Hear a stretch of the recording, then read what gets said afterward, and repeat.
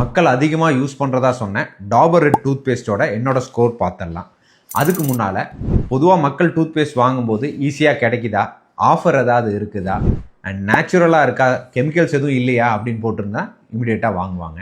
But ஒரு டென்டிஸ்ட்டாக நான் எப்படி வேல்யூ பண்ணுவேன்னா, ஒரு டூத் பேஸ்ட் பொறுத்த வரைக்கும் அதுக்கு பிராண்ட் வேல்யூ இருக்கா, காஸ்ட் எஃபெக்டிவாக இருக்கா, FDA approved, IDA approved, cavity protection இருக்கா, அண்ட் ஃப்ளோரைட் சேஃப்டி இருக்கா, லெஸ் அப்ரேசிவாக இருக்கா, பெட்டர் ப்ரிசர்வேட்டிவ்ஸ் யூஸ் பண்ணியிருக்கிறாங்களா, ஜென்யூனிட்டி அண்ட் டிரான்ஸ்பரன்சி இருக்குதா, ஒரு ஸ்பெஷல் கேட்டகரி இல்லை ஆடட் எஃபெக்ட்ஸ் அந்த டூத் பேஸ்ட்டில் தான் இருக்கா அப்படின்னு நான் பார்ப்பேன். அந்த விதத்தில் டாபர் ரெட்டுக்கு என்னோட ஸ்கோர் 2 ஸ்டார்ஸ்.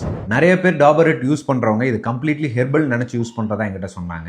இது கம்ப்ளீட்லி ஹெர்பலான்னு கேட்டால் கண்டிப்பாக இல்லை.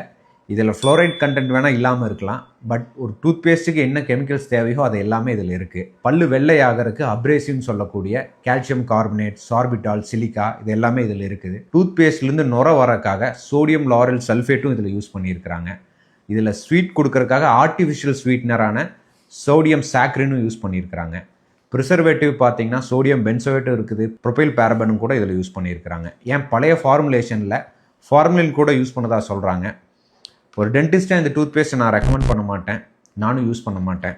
ஏன்னா இது அதுக்கான டிரான்ஸ்பரன்சி இல்லைன்னு நான் நினைக்கிறேன்.